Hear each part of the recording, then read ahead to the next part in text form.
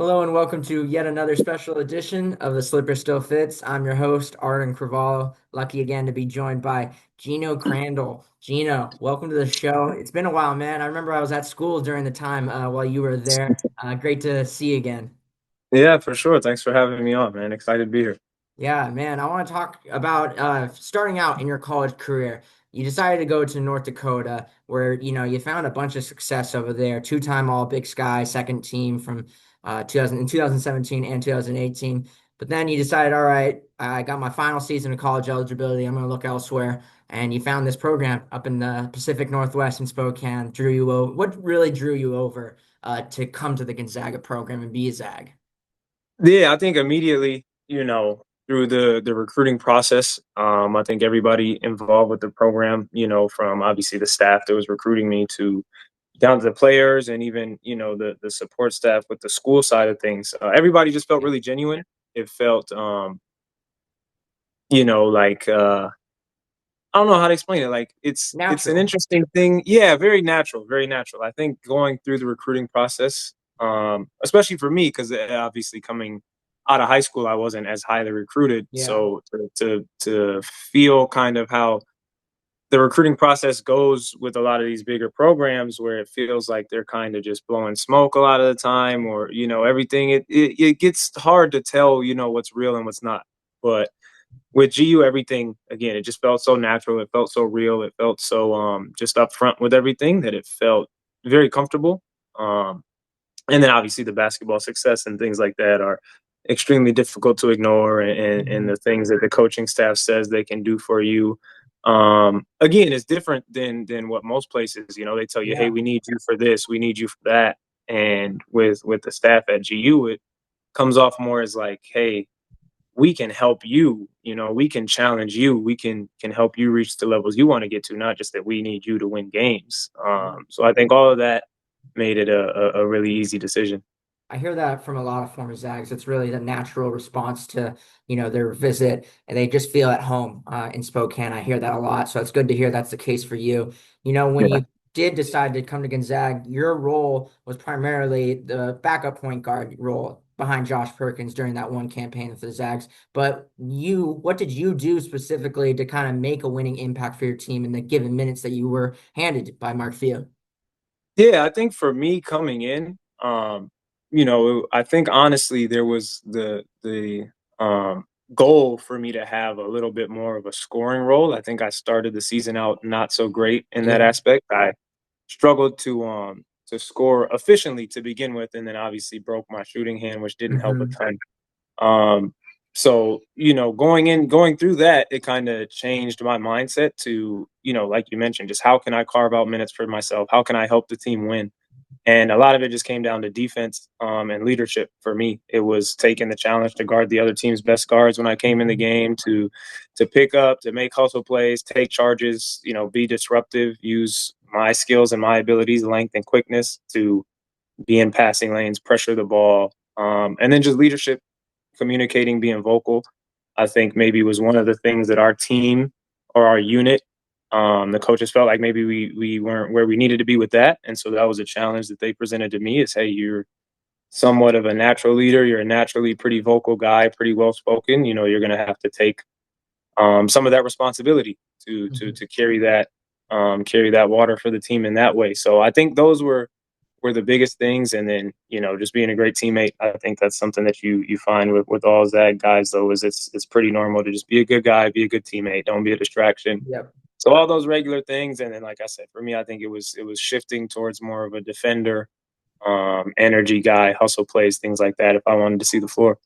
Yeah, you're one of the older guys on the team, so glad to hear that your leadership kind of stepped up in that fashion, to help the guys around you. And of course, on the defensive end, that's what I was going to agree with. Your impact on that side of the floor and the energy that you left out there was fantastic to see. And you did in one game, I remember you left it all out on the floor. That was the Maui Invitational Championship victory over Duke. Man, that's probably one of the all-time greatest Gonzaga games, and you were a part of it. What do you remember about that crazy environment in Maui? And just the back and forth affair against such high level talent like Zion, RJ Barrett, Cam Reddish. Right. Yeah. No, it was. I mean, just Immediately, I would say that game felt, you kind of want to have the same approach to every game, but that Yeah, one felt different. it did. I'd be lying if I said it didn't. I think that gym out in Maui is great. The Civic Center, it's small, it gets hot. It's a big time hoops environment. You got all the national media there. You've got all the NBA coaches and scouts out there. So I think again, it's hard to approach it like it's any other game, even though you try. But yeah, I just remember right away, you're like, man, this is different. This is high Yeah. level. So that stood out. And then, like you said, I think it was two of the teams that everybody felt like were two of the top teams in the country going into the season, getting the chance to battle it out for a championship that early in the year. Hmm. Um, and I think it lived up to all those expectations. Sorry. Like you mentioned, I think it was back and forth. I think we had Yeah. kind of to jump on them at times and were able to build a little bit of a lead, but they, obviously with who they are, they weren't gonna fold, they weren't gonna back Not gonna down. They back kept down. Yeah. battling. Hmm. Yeah, and it felt like big play after big play after big play from both sides. And it was, just one of those games like I'll always cherish just being able to be a part of, a small part of or any part of it was I think it's great for everybody involved and something we'll probably all look back on, whenever the ball's done bouncing for everybody, will say, hey, that was one of our favorites. Yeah, definitely one of my favorites for sure. So that's one of the cooler environments that you played in the States, but now you got your own professional career going right now, and you've probably played in a lot of cool gyms, a lot of cool locations, just to name a few that you've been a part of. You've played in the Czech Republic, England, Russia, Israel, and now in Germany. It's kind of a loaded question, but what has your favorite spot been playing over there overseas? Yeah, that's tough. Man, honestly, this past team I was with in Oldenburg, the EV Yeah. Oldenburg Biscuits, Yeah. they had a really special home atmosphere. A really nice arena, for the standards of the basketball Bundesliga. Very, very passionate fans. Um, and it was, yeah, just the home games were a big time atmosphere. I mean, we were a really tough team to beat at home these past 2 years while I've been there. And I think a lot of it just comes down to the game day experience. Yeah, it's a special place to play. It's not a huge gym. I think Okay. it's like 7,000 maybe in the arena, maybe a little bit less. So it has some of those like NCAA feels. Some college arenas are that size. Um, and yeah, just very passionate. But it's good. I think overall, the European fans are pretty good. They're pretty Yeah. engaged. So it's been fun, and it's been an interesting experience. Excuse me, getting to Yeah. travel and do all those things. Now they love their hoops over in Europe, that's for sure. Looking at your time, I was just, kind of reflecting on your professional career, trying to see all your stats and stuff. Looking at your time in the British Basketball League with the Riders, man, you were named back-to-back league MVP in 2021 and 2022. You know, from your time from your final season of college basketball, translating over to the professional ranks, just 2 or 3 seasons later, you're now an MVP in that league. What have you noticed about the change playing in Europe compared to college basketball for yourself?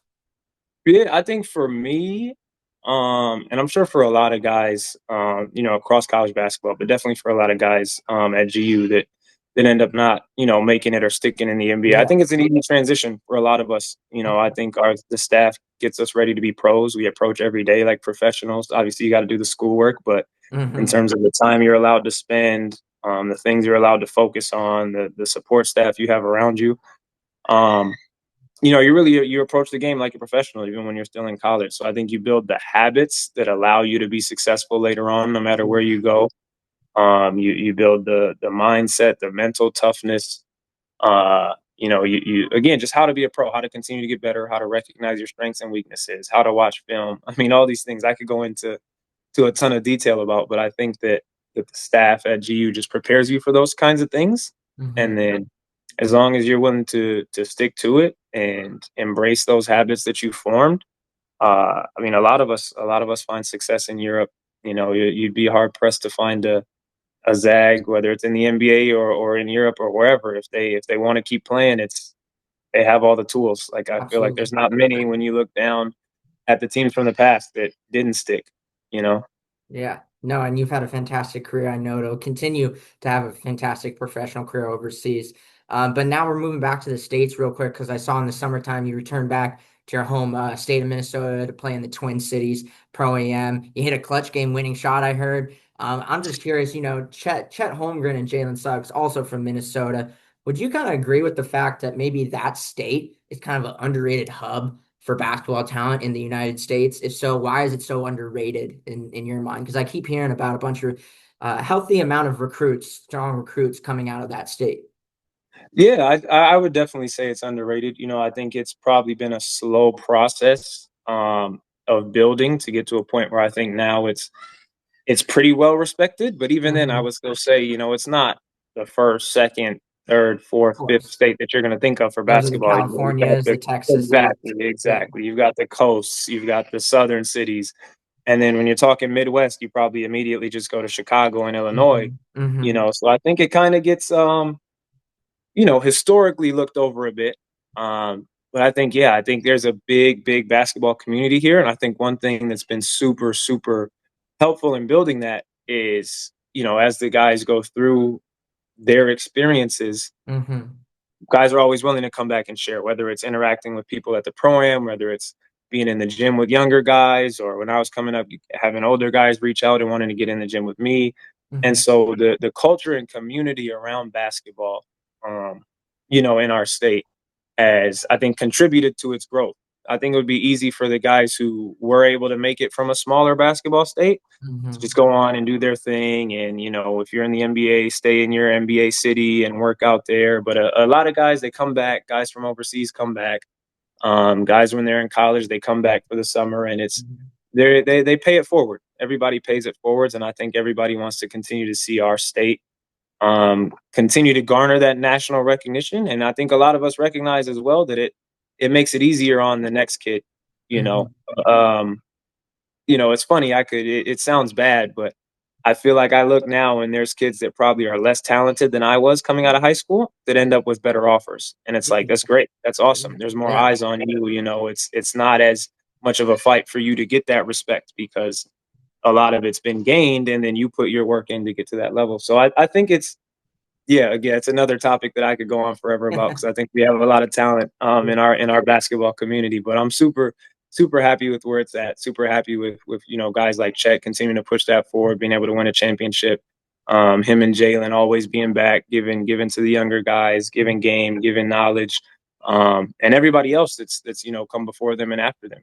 It's again, it's a big there's a big culture of paying it back. So I think that helps drive kind of our resurgence isn't the word. I guess just surge of basketball talent in our area. Yeah, Gonzaga's got a little mini pipeline, if you will, over the past couple of years from Minnesota. So hopefully that can continue and we can find a lot of talent in that neck of the woods. One final one. Thanks again, man, for joining me. Have you been really following the offseason for this upcoming Gonzaga team? And if so, what are you kind of hearing about this group? What are your expectations for them? Yeah, a little bit. I think with the a little bit more roster turnover probably than Hmm. we're used to with a few guys entering the pro level. So I think that's going to be interesting. I haven't followed as much as I usually have. So I'll Hmm. actually probably have to give B Mike a call or Got to text or catch Coach up on it. Beelan. Yeah, I got to get the scouting report so I can be well informed heading into the fall. But Yeah. no, I know there's a little bit more roster turnover than probably we're used to, but you've got veterans. It'll be interesting to see because it's kind of just in this new era of college basketball where you kind of got to fit in pieces where you can. I think it's a new challenge, but it's something that I expect the staff to be great at and develop the guys that were there sitting and didn't play as much. So it's as usual, the expectations are going to be high.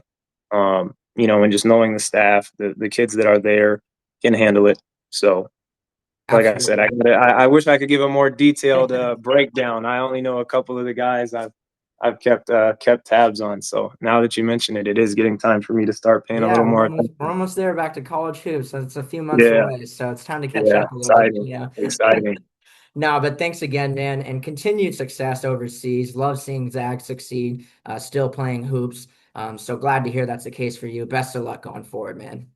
for sure. Thanks, man. I appreciate that a lot.